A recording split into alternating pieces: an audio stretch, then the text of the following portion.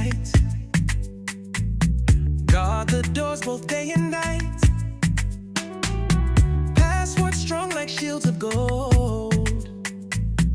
Love and wisdom shared in bold. Protect our circle, keep it clear. Online shadows lurking near. Guard your fire, don't let it slip. Family strong with cyber tips. Fishing lines in waters deep. Don't let them pull what you keep. Links they shine, but traps they weave. Trust your heart, don't be deceived. Protect our circle, keep it clear. Online shadows lurking near. Guard your fire, don't let it slip. Family strong with cyber tips. Did you know? Yeah, actually, did you know that some of the most popular apps your kids use every day have quietly changed their safety settings? In today's video, we break down what's new and what parents like you and I must do before it is too late, okay? We really cannot afford to take our eyes off the ball on this one, okay? We've got to make sure that we are lined up. All right, just in case I forget, good day and welcome to Family Cyber Tips Daily, where we give parents the tools to protect their kids online. Today's topic is urgent. I may be smiling, but it is really urgent, okay? New developments in social media safety that directly affect your child is of grave concern. So let's break down what has changed and what you as a parent and caregiver can do starting this evening, okay? We'll look at the first area, and that's the new risks. There are new risks that have been introduced lately. Social media platforms are updating their features faster than ever, and mostly because of the pressure that they're receiving from the government or from the regulatory bodies. They are updating, just so that they don't get these distractions later on in the future. So the platforms are updating their features faster, and many of those updates bypass, yes, you heard me say, traditional parental controls. TikTok now allows AI-generated avatars to interact with users. I'll let that stew. And of course, that raises concerns about identity confusion and grooming, things that are in the press, things that are right in front of us, especially identity confusion. Snapchat's My AI feature can chat with your child 24/7. And parents generally have limited visibility. That can't be right, okay? And that's why I'm here bridging the gap and getting this information to you. If you are visiting for the first time, this is your opportunity to like this content. If you've enjoyed it so far and you're getting value. Instagram's latest DM feature allows kids to unsend. Again, you heard it right. To unsend messages, erasing digital evidence, which is a huge no-no, okay? These are not just gimmicks. They're new pathways for what we discussed yesterday: digital peer pressure, grooming, and emotional manipulation. And so those are the new risks that are on board. They're here. There's no, you can't dress it up.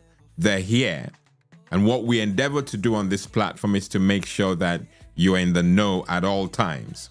Let's look at another area, and that is fake safety versus real safety. And that's a huge concern, even as I'm getting my head around that concept. Safety should not be fake. But how do you determine what's fake and what's real? We're finding that many platforms now boast safety centers and family pairing tools. But here's the truth. They don't go far enough. Things like privacy settings are often buried or reset during app updates. How can that be protection?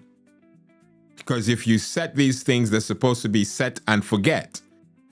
We're finding that after an app update, settings that you have, put down above the default gets wiped out, and you have to go back again. And these things can be incredibly, tricky to set, because you've got to have your young one with you so that you can, as I advise, always do it together. But imagine an app update wiping what you and your young one has agreed, and then the sort of difficult discussions you would have with them if something happens, God forbid, and you check the privacy settings and it's all gone, and then you have an argument. You did it. No, Mom, I didn't. No, Dad, I didn't. But you can see fact. But we're finding that app updates, when apps update, they reset many of these privacy settings, and that can't be good, okay? So you have an issue with fake safety versus real safety. Are our kids really safe? And that's what we're going to do, okay? As we've got to be able to identify what is what. Many kids create finstars. We've discussed it a long time ago, but still in the podcast, the Family Cyber Tips Daily podcast. Many kids, they create finstars, and that's fake Instagram accounts that parents don't know about. That's frightening, thinking about it. And I use these words, fear, frightening. God has not given us the spirit of fear. I absolutely understand that, okay? But some of the things that we're seeing manifest, in the lives of our young ones as they engage on this journey, believe me, they are, I was going to say awesome. That can't be a good thing. They really are out of this world, okay? You're grounding your kids to do certain things, but with Finstars, which is a feature on Instagram, kids can create fake accounts. So the main account that you know of, and you're probably a friend or you're following, you see that traffic coming, but there's more traffic on a different account so that mom and dad can't know, So which is the battle? Fake safety, real safety, all right? And there's a concept, again, which we introduced on one of the podcasts, which is vanishing messages. Vanishing messages, or disappearing messages as it's known on some platforms like WhatsApp. They're common.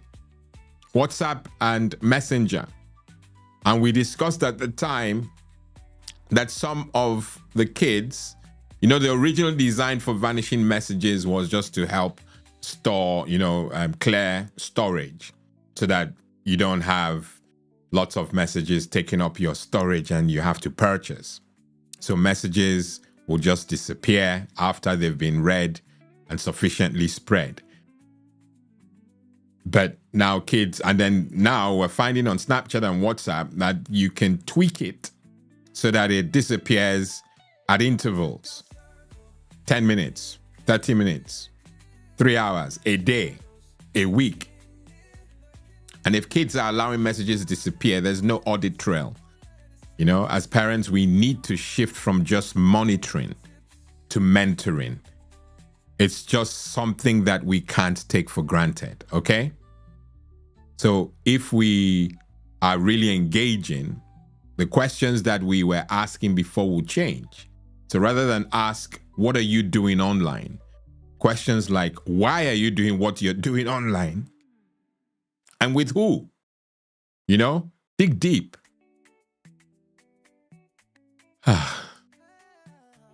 Moan over. So let's look at what you can do as a parent and caregiver today. What can we do with all that we've heard? What can we do? I'm going to give you some practical steps that you can take right now. All right? and they're not too techy, sit down with your child. Sit them down, okay? Not in an aggressive way. Just sit down with your child and review their app privacy settings together, especially as I've told you when I covered the real versus fake safety. I mentioned that it's hard to tell because you set it today and an app update changes it all. So on a regular schedule, sit down with your child and review their app privacy settings, their social media privacy settings. Sit down and do it together so that you're not caught out, okay? That will be certainly something you as a parent and caregiver can give to your child right now. And install a real parental control app that offers reports and alerts. We constantly recommend Bark or Custodio, you know, and we recommend them because we know that they work. All right. Some of them may involve a fee, but for the safety of your family, really it's peanuts. I certainly pray for you to be able to afford to protect these kids. And remember that they're just an addition rather than a go-to. All right. So whilst they're seated or whilst you're engaging and doing things around the house, talk about digital boundaries, okay? Just like you would with in-person friendships. Show interest, you know?